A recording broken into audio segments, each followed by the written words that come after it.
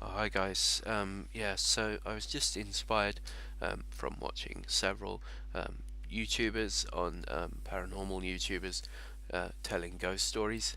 Um, Let me just start by saying this story of mine is 100%, 110% legitimate. It was told to me by my father, who I don't know how else I can say. He's a very honest person. Um, it's not really his personality to uh, tell lies. You know, I know. I'm lucky, in fact, because I have a very good father. Um, so anyway, Dad told me this story about a time when he was staying in a like student flats in Carlisle.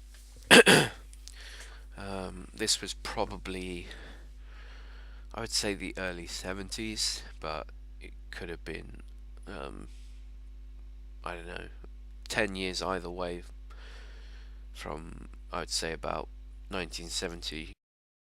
So anyway, it was an old sort of Victorian house.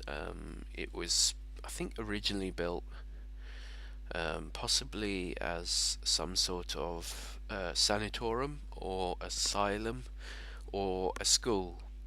And I say this because it was more of a mansion than a house. It was quite a large building, so I am just presuming this. But anyway, the use at the time was. Let me just have a drink. The use at the time was for a like cheap sort of flats you could rent.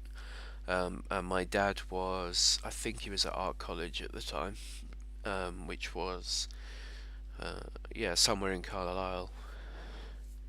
In fact, I think it's still going, Carlisle like Art College. Anyway, he basically he was living in this like shitty old cheap building. Well, actually, it's probably quite a nice building, but spooky. Um, and okay, so I'll just try and tell the paranormal bit as he told me. So um, he got up one morning and got to to go around to the kitchen. I think they had like a communal kitchen where you could get breakfast. He's going to have his eggs before he went out to do some paintings in art college. So anyway, on the way to this place, he sees like a woman. I think he said she was like wearing sort of an old-fashioned clothing of some kind, possibly like a sort of Victorian maid. He didn't think anything of it really, because there were a few guests in there, um, in different flats, and there was a. He said there was like a girl upstairs who had an Alsatian dog, and so he, like, as far as he's concerned, could be one of her friends. So he just sort of nodded at her and said, "Good morning," and which you would think she would acknowledge, but she just kind of. He said she just sort of stared at him a little bit, and then opened a door into a an old book room, just like a room filled with cobwebs and bits and pieces. But I think it might have been part of like an outhouse, like conservatory. But anyway, I don't know if he knew it at the time, but later on they found the room like hadn't been occupied for, I don't know, 20, 30 years or something, and it was all padlocked. There was no way you could just turn the handle and go inside. It was an abandoned room, probably um, because there was a ghost. But yeah, that was kind of cool. And yeah, it wasn't like the thing. Obviously, he didn't think anything of it at the time, but when he knew it like later, and he also found out there wasn't like a woman like that staying in the building, then it kind of spooked him. Um, And so something else happened after that, which is another sort of paranormal thing. Um, he and his friend, I think he was with like a male sort of student friend. They were just sort of splitting the rent between them, um, which was lucky in a way because I wouldn't want to be on my own when some of this shit goes down.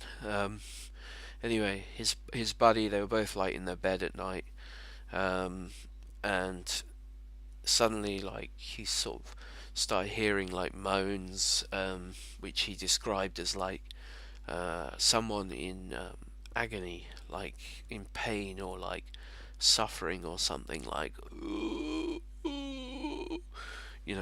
That's sort of the voice he did to me.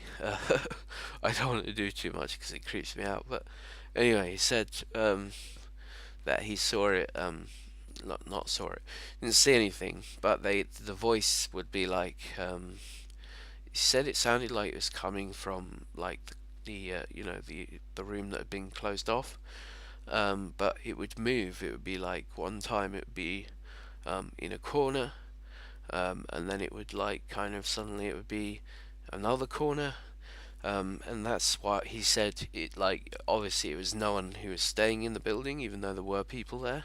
He said it was just weird because it was just moving all over the place.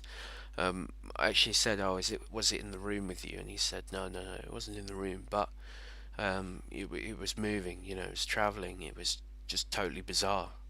Um, the, so yeah, I mean, that's pretty much the story. And apparently, after he'd had this night where they heard the moaning, his flatmate had heard it as well. They kind of packed their shit and got out of there.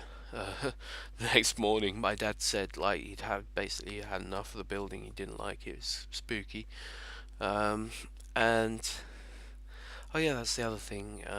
It was actually I think it was part owned by like an old professor who was like probably a genius in his day, but he had dementia or something, and he was, like my dad said, he didn't even have one conversation with the guy, and his son or his brother basically was the guy who came round and collected rent.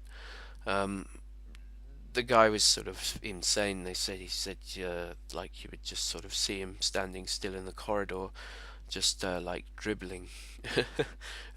Which also obviously people say, oh well, it was him making that noise, but as I said, my dad said it was just moving all over, and apparently it was very strange. So yeah, it was a kind of Victorian house in Carlisle. I think it was in a place called Norfolk Road. So probably someone would probably have a similar story. So just if you do, let me know. It'd be cool. Um, my personal opinion is um, that I know my dad, and he just doesn't lie like that. Um, he would tell like a story like that, but you'd know he was taking the piss. So as far as I'm concerned, that was like a legitimate haunted house. And yeah, he got the hell out of there. I would have done the same. Anyway, see you later, guys. Bye.